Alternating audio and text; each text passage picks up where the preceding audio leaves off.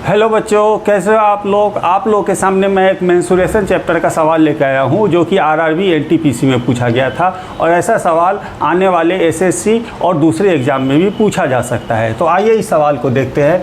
एक समलंब चतुर्भुज का क्षेत्रफल 1792 वर्ग सेंटीमीटर है और इसके समानांतर भुजाओं के बीच की दूरी 28 सेंटीमीटर है। यदि समतुल्य भुजाओं में से किसी एक की लंबाई 72 सेंटीमीटर है तो दूसरी भुजा की लंबाई क्या होगी वो हमको निकालना है। तो सबसे पहले हम एक समलंब चतुर्भुज हम यहाँ पे बना लेते हैं। ये समलंब चतुर्भुज हमारा बन रहा है,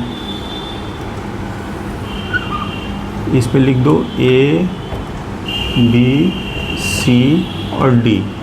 अब इसमें समलंब चतुर्भुज का क्षेत्रफल निकालने का फॉर्मूला क्या होता है? 1/2 into under bracket A plus B into H। तो H तो आप लोग जान रहे हो कि H का मतलब हाइट यानी कि ऊंचाई, और ए बी कौन होगा? जो आमने सामने की समानांतर भुजाएं, यानी कि ए बी समानांतर जो है वो DC है।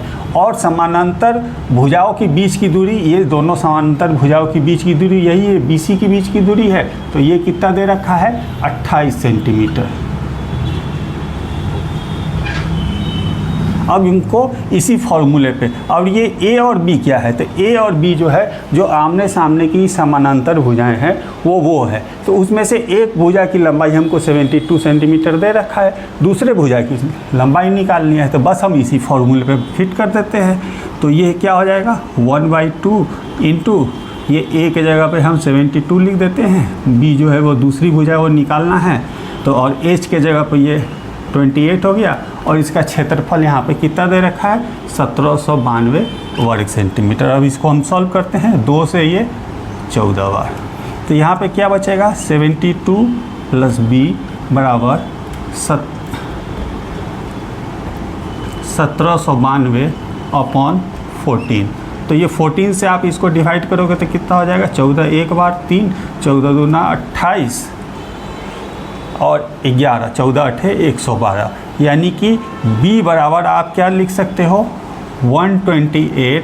ये 72 उधर चला जाएगा तो ये माइनस में आ जाएगा, यानी कि B बराबर आपका क्या निकल के आ गया? 56 सेंटीमीटर।